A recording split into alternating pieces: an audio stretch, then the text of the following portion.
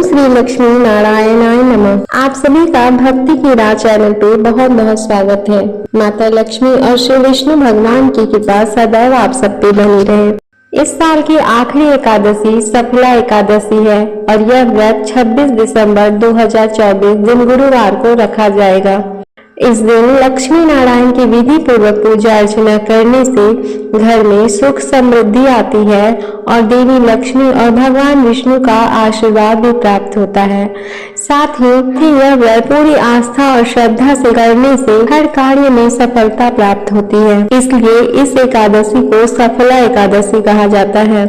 पंचांग के अनुसार पौष मास के कृष्ण पक्ष की एकादशी तिथि की शुरुआत 25 दिसंबर बुधवार की रात 10:29 से शुरू होगी और 27 दिसंबर की देर रात 12:43 पर समाप्त होगी।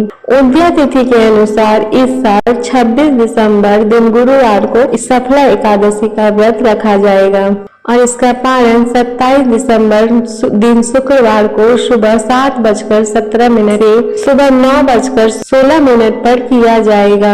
आइए श्री विष्णु भगवान और माता लक्ष्मी को स्मरण करते हुए हम सफला एकादशी की व्रत कथा सुनते हैं। एक बार महाराज युधिष्ठिर ने श्री कृष्ण भगवान से पूछा, हे जनार्दन, पौष कृष्ण एकादशी का क्या नाम है? उस दिन कौन से देवता का पूजन किया जाता है और इसकी क्या विधि है? कृपया मुझे बताएं। भगवान श्री कृष्ण कहने लगे कि धर्मराज, मैं तुम्हारे स्नेह के कारण तुमसे कहता हूँ कि एकादशी व्रत के अतिरिक्त मैं अधिक से अधिक दक्षिणा पाने वाले यज्ञ से भी प्रसन्न नहीं होता हूँ। अतः इसे अत्यंत भक्ति और श्रद्धा से युक्त होकर करे। हे राजन, द्वादशी युक्त पौष कृष्ण एकादशी का महात्म्य तुम एकाग्रचित्त होकर सुनो। इस एकादशी का नाम सफला एकादशी है। इस एकादशी के देवता श्री नारायण हैं। हर व्यक्ति को विधि पूर्वक इस व्रत को करना चाहिए। जिस प्रकार नागों में शेष नाग, पक्षियों में गरुड़, सब ग्रहों में चंद्रमा, यज्ञों में अश्वमेध और देवताओं में भगवान विष्णु श्रेष्ठ है, उसी तरह सब व्रतों में एकादशी का व्रत श्रेष्ठ है। जो मनुष्य सदैव एकादशी का व्रत करते हैं वे मुझे परम प्रिय हैं। अब इस व्रत की कथा सुने। चंपावती नगरी में एक महिष्मान नाम का राजा राज्य करता था। उसके 4 पुत्र थे। उस सब में सबसे बड़ा पुत्र का नाम लुम्बक था। लुम्बक बहुत ही महापापी था। वह पापी सदा पर स्त्री और वैश्यागमन तथा दूसरे बुरे कर्मों में अपने पिता का धन नष्ट किया करता था। सदैव ही देवता, ब्राह्मण, वैष्णवों की निंदा किया करता था। जब राजा को अपने बड़े पुत्र के ऐसे कुकर्मों का पता चला तो उन्होंने उसे अपने राज्य से निकाल दिया। तब वह विचारने लगा कि कहाँ जाऊं, क्या करूं। अंत में उसने चोरी करने का निश्चय किया। दिन में वह वन में रहता और रात्रि को अपने पिता की नगरी में चोरी करता तथा प्रजा को तंग करने और उन्हें मारने का कुकर्म करता था। कुछ समय के बाद सारी नगरी भयभीत हो गई। वह वन में रहकर पशु आदि को मारकर खाने लगा। राज्य के नागरिक और राज्य के कर्मचारी उसे पकड़ लेते किंतु राजा के भय से छोड़ देते थे। वन में एक अति प्राचीन विशाल पीपल का वृक्ष था। लोग इसकी भगवान के समान पूजा करते थे।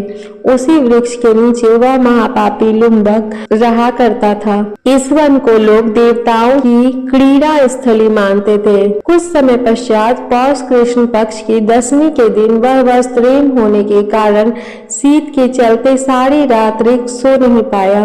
उसके हाथ पैर अकड़ गए। सूर्योदय होते होते वह मूर्छित हो गया और दूसरे दिन एकादशी को मध्याह्न के समय सूर्य की गर्मी पाकर उसकी मूर्छा दूर हुई। गिरता पड़ता वह भोजन की तलाश में निकला। पशुओं को मारने की उसमें सामर्थ्य नहीं थी तो वह पेड़ों के नीचे गिरे हुए फल उठाकर वापस उसी पीपल वृक्ष के नीचे आ गया। फिर तक भगवान सूर्य अस्त हो चुके थे। वृक्ष के नीचे फल रखकर कहने लगा, हे भगवान, अब आपके ही अर्पण है यह फल, आप ही तृप्त हो जाइए। उस रात्रि को उसे भूख के कारण रात्रि को भी नींद नहीं आई। उसके इस उपवास और जागरण से भगवान अत्यंत प्रसन्न हो गए और उसके सारे पाप नष्ट हो गए। दूसरे दिन प्रातः एक अति सुंदर घोड़ा अनेक सुंदर वस्तुओं से सजा हुआ उसके सामने आकर खड़ा हो गया। उसी समय आकाशवाणी हुई कि हे राजपुत्र, श्री नारायण की कृपा से तेरे पाप नष्ट हो गए हैं। अब तू अपने पिता के पास जाकर राज्य प्राप्त कर।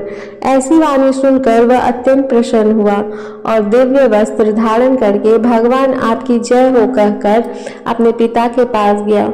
उसके पिता ने प्रसन्न होकर उसे समस्त राज्य का भार सौंप दिया और वन का रास्ता कर लिया। अब लुम्बक शास्त्र अनुसार राज्य करने लगा। उसके स्त्री पुत्र आदि सारा कुटुंब भगवान नारायण का परम भक्त हो गया। वृद्ध होने पर वह भी अपने पुत्र को राज्य का भार सौंपकर वन में तपस्या करने चला गया और अंत समय में वैकुंठ को प्राप्त हुआ। अतः जो मनुष्य इस परम पवित्र सफला एकादशी का व्रत करता है उसे अंत में मुक्ति मिलती है। जो नहीं करते हैं वे पूंछ और सींगों से रहित पशुओं के समान हैं। इस सफला एकादशी के महात्म्य को पढ़ने से अथवा श्रवण करने से मनुष्य को अश्वमेध यज्ञ का फल मिलता है।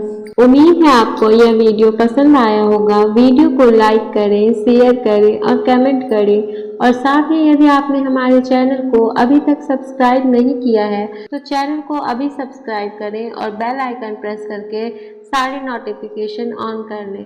धन्यवाद।